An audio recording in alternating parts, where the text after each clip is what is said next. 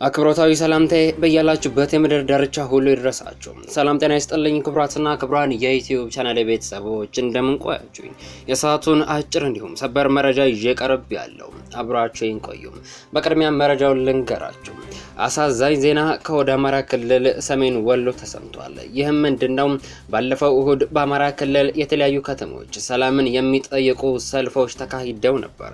ታዲያ ሰልፉ እየተካሄደ በነበረበት ወቅት መረጃውን ይዘውት የወጣው ቢቢሲ እንዳለው ከሆነ የፋኖ ታጣቂዎች በተከሱት ከባድ መሳሪያ ከሰልፉ ጋር ምንም ግንኙነት የሌላቸው እግር ኳስ የሚጫወቱ ታዳጊዎችን ጨምሮ ንጹሃኖች መገደላቸው ተሰምቷል። ከቦታው የነበሩ ሰዎችን ምስክርነት ጨምሮ ዝርዝር መረጃን ወደ እናንተ አደርሳለሁ። ሰብስክራይብ በማድረግ የደወል ምልክቷን በመጫን የተለያዩ ሀገራዊ እንዲሁም ዓለም አቀፋዊ መረጃዎችን ማግኘት ትችላላችሁ። በቀጥታ ወደ መረጃው አልፋለሁ። ከወደ አማራ ክልል አሳዛኝ ዜና ተሰምቷል። በአማራ ክልል ሰሜን ወሎ በከባድ መሳሪያ በተፈጸመ ጥቃት ታዳጊዎችን ጨምሮ 4 ሰዎች መገደላቸው ተሰምቷል። በአማራ ክልል ሰሜን ወሎ ዞን በተፈጸመ ተደጋጋሚ የሞርታር ጥቃት ታዳጊዎችን ጨምሮ 4 ሰዎች ሲገደሉ 7 ሰዎች ደግሞ መቁሰላቸውን የዓይን እማኞችና የአካባቢው አስተዳደር ለብሪታንያው የዜና አገልግሎት ቢቢሲ ተናግረዋል። የጥቃቱ የተፈጸመው በግዳን ወረዳ ዋና ከተማ ሙጃ ከጠዋቱ 2 ሰዓት ከ40 አካባቢ ሲሆን የአካባቢው አስተዳደር ጥቃቱን የፈጸሙት በአካባቢው የሚንቀሳቀሱ የፋኖ ኃይሎች ናቸው ብሏል።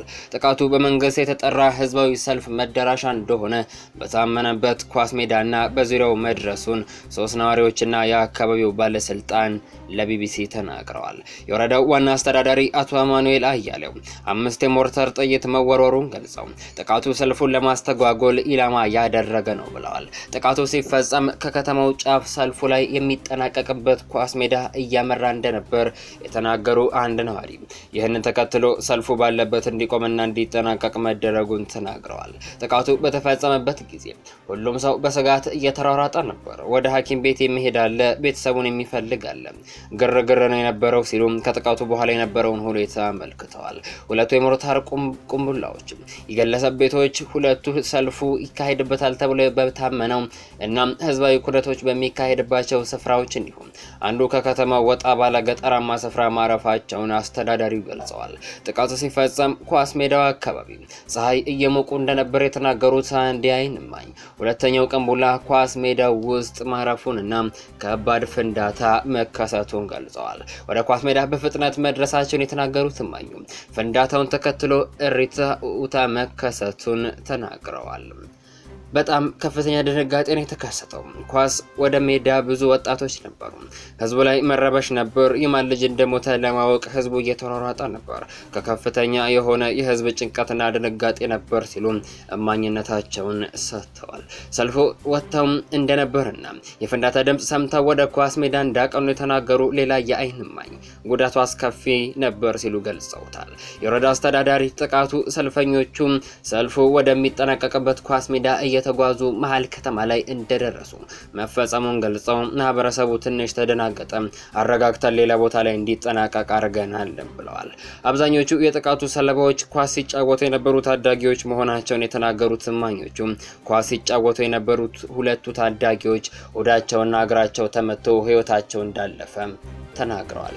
እኛ ወደ ህክምና እስከምንወስዳቸው ህይወታቸው አልፏል ሲሉ እማኝነታቸውን የሰጡት ነዋሪው አንደኛው ታዳጊ ለህክምና ወደ ወልዲያ እየተወሰደ ያለ መንገድ ላይ ህይወቱ ማለፉን ጠቁመዋል።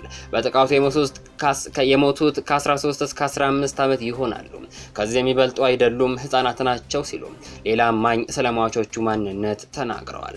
ከከተማ ወጣ ባለ ስፍራ ደግሞ ወንድምና እህት ናቸው የተባሉ ሁለት የአንድ ቤተሰብ አባላት በጥቃቱ ህይወት ሲያልፍ የሟቾች አባት ደግሞ መቁሰላቸውን ነዋሪዎችና የወረዳው አስተዳዳሪ ለቢቢሲ ገልጸዋል። በዚህ የከባድ መሳሪያ ጥቃት 7 የሚሆኑ ሰዎች ቆስለው ለህክምና ሙጃ ጤና ጣቢያ እንደተወሰዱ ገልጸዋል። የወረዳው ዋና አስተዳዳሪ አቶ አማኑኤል 5 ወንዶች 2 ሴቶች በአጠቃላይ 7 ሰዎችን አቁስሏል። አንደኛው ብቻ ነው ትልቅ ሰው፣ ሌሎቹ ህጻናት ናቸው ብለዋል። ከባድ ጉዳት የደረሰባቸው ቁስለኞች ወደ ወልዲያ ሆስፒታል ለሪፈራል ህክምና መወሰዳቸውንም አስተዳዳሪው አክለው ተናግረዋል። አስተዳዳሪው ጥቃቱን የፈጸሙት የፋኖ ኃይሎች እንደሆኑ የተናገሩ ሲሆን ከዚህ ቀደምም ተመሳሳይ ጥቃት እንደፈጸሙ አመልክተዋል። አንድ ነዋሪ በበኩላቸው ወደዚህ ሊተኩሱ የሚችል ሌላ የታጠቀ አካል የለም፣ በዙሪያው ያሉት እነርሱ ናቸው፣ እንደዚህ አይነት መሳሪያ ከዚህ በፊት እንደተኮሱ የምናውቀው ነገር አለ ሲሉ ጥቃቱን የፈጸሙት የፋኖ ኃይሎች ስለመሆናቸው ተናግረዋል።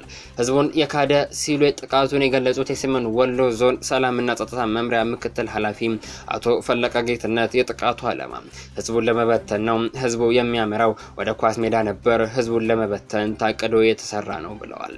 የግዳን ወረዳ ባለፈው ባላስታ ወረዳ ሰልፍ ለመበተን ተመሳሳይ ጥቃት መፈጸሙን ነገር ግን ሰው ላይ ጉዳት አለመድረሱን አቶ ፈለቀ ለቢቢሲ ተናግረዋል። አንድ ነዋሪም ጥቃቱ የተፈጸመው ሰልፉን ለማስቆም ታስቦ እንደሆነ እምነታቸውን ተናግረዋል። የሟቾች የቀብር ስነ ስርዓት እሁድና በማግስቱ ሰኞ ሙጃ ማርያም በተባለ ቤተክርስቲያን መፈጸሙን ነዋሪዎች ገልጸዋል። እስካሁን አውቃን ድረስ ከተማዋ ላይ መረጋጋት አይታይም፣ በጣም ከፍተኛ ስጋት አለ። እዚያ አካባቢ ኳስ ሜዳም አካባቢ ማለት ነው ዝር የሚል ወጣት አይገኝም ሲሉ አንድ ነዋሪ ስጋቱን ገልጿል። ጥቃቱ ጥሎት ያለፈው ጠባሳ በቀጣይስ ምን ሊፈጥር ይችላል በሚል ማህበረሰቡ ስጋት አለው።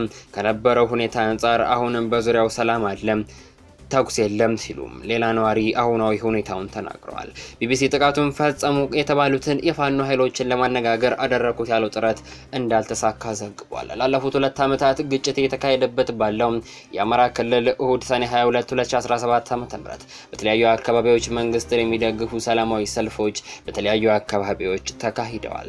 ሰልፎቹ በዋናነት በክልሉ ሰላም እንዲሰፍንና መንግስት ህግን እንዲያስከብር የሚጠይቁ መፈክሮችም ተሰምተውበታል። ክቡራን አድማጮች ለሰዓቱ በታዳምጡት መልካም ነው ያልኩት መረጃ ይህንን ይመስላል። ከጥቂት ሰዓታት በኋላ በሌሎች አዳዲስ መረጃዎች ተመልሰን እስክንገናኝ በያላችሁበት የምድር ዳርቻ ሁሉ ያማረና የተዋበ ጊዜ እንዲሆንላችሁ ተመኘው።